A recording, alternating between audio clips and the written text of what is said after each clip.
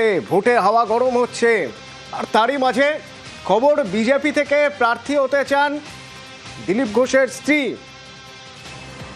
দিলীপ ঘোষের স্ত্রী তিনি প্রার্থী হতে চান এবং তিনি তার পছন্দের জায়গাও বলছেন মেদিনীপুর তার প্রথম পছন্দ। বীজপুর থেকেও তাকে প্রার্থী পদ দেওয়া যেতে পারে বা নিউ টাউন কেন্দ্র থেকেও দেওয়া যেতে পারে। 31শে জানুয়ারি বিজেপির সল্টলেক অফিসে বায়োডাটা জমা দিয়েছেন দিলীপ ঘোষের স্ত্রী। আমি মিসেস ঘোষ হয়েছি জাস্ট 8 মান্থস হলো, রাইট? বাট তার আগে আমি 13 ইয়ার্স আমি বুথ লেভেল হয়ে, মন্ডল লেভেল হয়ে, ভায়া জেলা, দেন আমি স্টেট লেভেলে উত্তীর্ণ হয়েছি। সেকেন্ডলি আমি তো পুরী, আমি বালতালের সাথে দেখা করেছিলাম, তাকে আমি ইচ্ছা প্রকাশ করেছিলাম। আমি স্বতঃস্ফূর্ত ভাবে ডেডিকেটেডলি একদম গ্রাউন্ড লেভেলে প্রত্যেকটা মানুষের সাথে কানেক্ট করে করে আমি কাজ করেছি। তাহলে আমি কেন অ্যাপ্লিকেন্ট হব না? এবং তার এই বক্তব্য তিনি যখন আমাদের সঙ্গে ফোনে কথা বলছেন, কোথাও যেন মনে হলো অভিমানী সুর। বিজেপির পুরনো কর্মী, কিন্তু কেন প্রার্থী নয়? এতদিন বিজেপি প্রার্থী না করায় অভিমান, আর তাই নিজেই প্রার্থী হতে চেয়ে আবেদন। আজকে দল আমাকে 12-13 বছরের মধ্যে আমাকে একটা পঞ্চায়েতের মেম্বারের টিকিট দেওয়ার প্রয়োজন মনে করেনি। তো আমার ইচ্ছাটা যদি আমি জাহির না করি, বলে না যে বাচ্চা না কাঁদলে মা তাকে দুধও দেয় না, তো সেমনি বুঝে গেছি। আর আমার তো বিয়েটা হয়েছে 8 মাস হলো। তো আমার 2026টা আমার প্রজেকশন প্ল্যানিং এর মধ্যেই ছিল। আমি যা করি আমার 5 বছরের একটা প্ল্যানিং থাকে, 5 ইয়ার্সটা এই করবো ওই করবো, তবেই না আমি একবার হয়েছি। আর যখন তার স্ত্রী প্রার্থী হতে চাইছেন, তার জন্য বায়োডাটা জমা দিয়েছেন, দিলীপ ঘোষ কি বলছেন রিঙ্কু তার থেকেও পুরনো কর্মী, প্রার্থী নিয়ে দল যা সিদ্ধান্ত নেবে তাই চূড়ান্ত। আমার স্ত্রী তিনি পার্টির একজন কার্যকর্তা, আমার চেয়ে পুরনো। আমি এমএলএ এমপি হয়ে গেলাম, ওনার একবার হওয়ার ইচ্ছা আছে।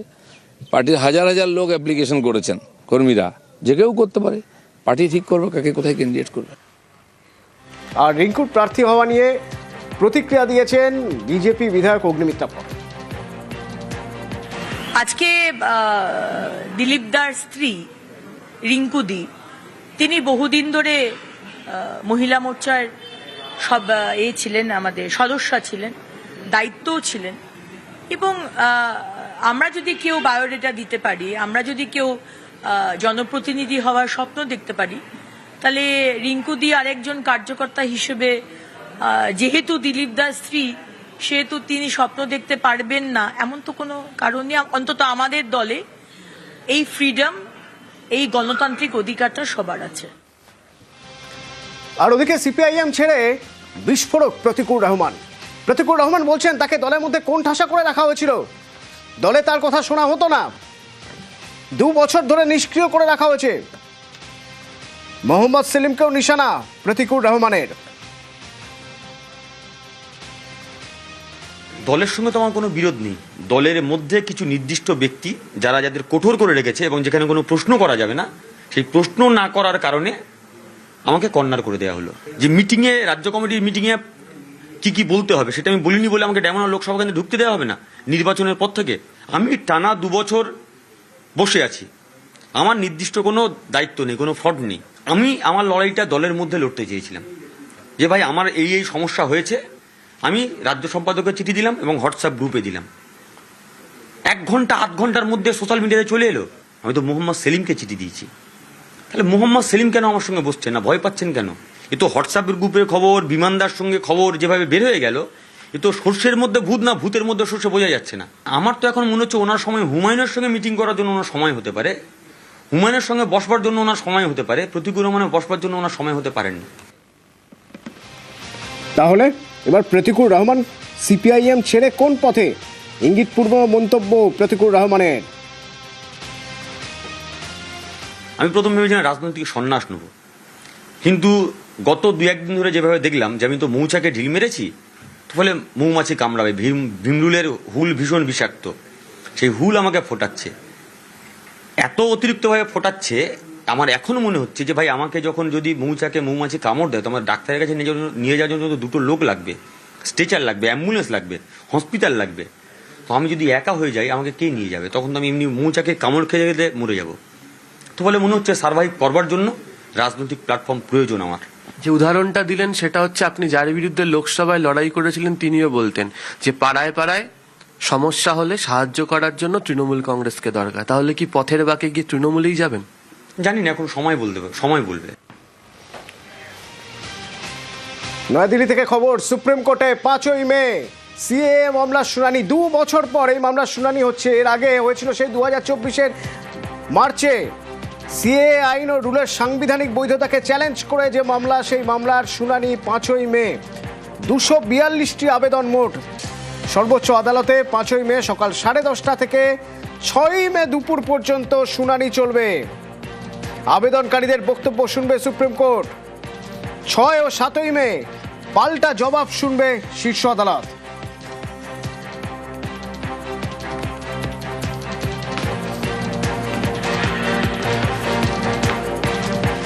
পাকিস্তান হকি দলের বা পাকিস্তান হকি ফেডারেশনের সমালোচনা করে এবার নির্বাসনে পাকিস্তান হকি দলের অধিনায়ক। কেন না, তিনি বলছিলেন যে কোথাও যেন ভিখারির মতো ট্রিট করা হয়েছে তাদের। গতকালই শাকিল আহমেদ বাট লাহোর বিমানবন্দরে নেমে বলছিলেন যে বিদেশে টিম রয়েছে, সেক্ষেত্রে মনোবল ভেঙে যেতে পারে, তাই বিদেশ থেকে কিছু বলেননি। কিন্তু দেশে ফিরে তার বলা উচিত, কি অবস্থায় তারা থেকেছেন। ঘন্টার পর ঘন্টা রাস্তায় ঘুরতে হয়েছে তাদের। হোটেল নিম্নমানের হোটেল, এমনকি এমনও অবস্থা হয়েছে কোনো দিন নিজেদের বাসন কোসন মেজে টয়লেট পরিষ্কার করে খেলতে যেতে হয়েছে। তার প্রভাব তো খেলায় পড়বেই। বিস্ফোরক অভিযোগ করেছিলেন তিনি, শাকিল আহমেদ বাট। শুনুন। सिडनी उतर के ज़्यादा 14-15 घंटे हम वहाँ पे ओपरा स्ट्रीट पे लवारसों की तरह घूमते रहे। किसी बंदे ने हमारी टीम का कोई एहसास नहीं किया। मैंने फील किया कि बात मेरे मुल्क की है, मेरे मुल्क की बदनामी नहीं होनी चाहिए। मैंने इंडिया को जो है वो फेस करने के लिए वीडियो बनाई कि हमारे सारे हालात बिल्कुल ठीक हैं, टीम के साथ कोई ज़्यादती नहीं हो रही। दरअसल ये बात बिल्कुल झूठ थी। सुबह उठ के लड़के अपना ब्रेकफास्ट खुद बना रहे हैं, उसके बाद लड़के जो वो बर्तन 2-2, 3-3 घंटे बर्तन वॉश कर रहे हैं, उसके बाद जो वो अपने बेडरूम साफ़ कर रहे हैं, अपने वो टॉयलेट जाके साफ़ कर रहे हैं। हमारे पास रेस्ट का टाइम है ही नहीं बिल्कुल ज़्यादा। मुझे नहीं अब लगता कि स्पोर्ट्स बोर्ड गलत है या पाकिस्तान हॉकी फेडरेशन गलत है, पर एक चीज़ ज़रूर ये है कि पाकिस्तान हमारी टीम की जो मैनेजमेंट है, इन्होंने हमारे साथ बहुत ज़्यादा झूठ बोले हैं। গতকাল তার এই বক্তব্যের আলোড়ন পড়ে যায় পাকিস্তান হকি ফেডারেশনে এবং তারপর 2 বছরের জন্য নির্বাসিত শাকিল আহমেদ বাট। শুধু তাই নয়, পাক হকি ফেডারেশনের প্রেসিডেন্টকেও সরলেন। পাক হকি ফেডারেশনের প্রেসিডেন্ট তিনিও সরে গেলেন তার পদ থেকে।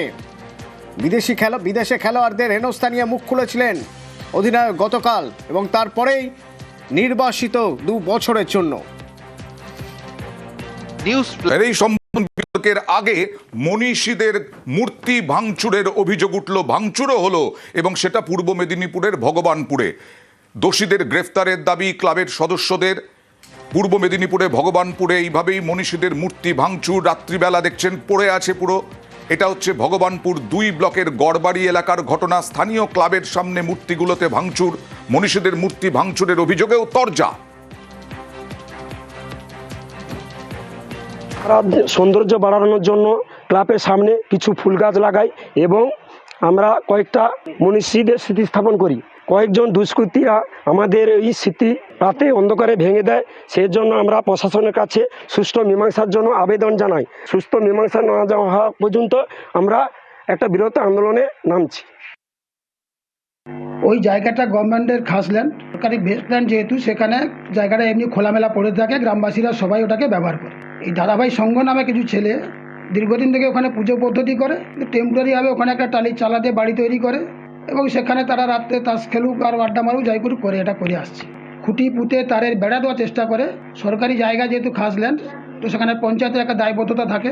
আমার কাছে খবর আসার পরে আমি যাই, ওখানে ওদেরকে বাধা দিই। তারা একটা রাজনৈতিক উদ্দেশ্যে, একটা বিশেষ রাজনৈতিক দলের সহযোগিতা নিয়ে তারা ওখানে জোর জবরদস্তি করে সরকারের ওই ভ্যাকেন্ট ল্যান্ডটাকে দখল করতে চাইছে। বিভিন্ন মনীষীর ছবি, বিবেকানন্দের ছবি, রামকৃষ্ণের ছবি, যেখানে কাজী নজরুল ইসলামের ছবি একদম স্ট্যাচু করে সুন্দর করে আগামী ভবিষ্যৎকে সংস্কৃতি মনোভাবাপন্ন করার জন্য যে প্রয়াসটা করেছে, সেটাকে সম্পূর্ণ ধূলিসাৎ করার যে প্রয়াস, যেটা খুবই নিন্দনীয়। এবং আমি ভারতীয় জনতা পার্টির পক্ষ থেকে এবং ভগবানপুর 2 ব্লকের পক্ষ থেকে আমি গভীরভাবে নিন্দা জানাই।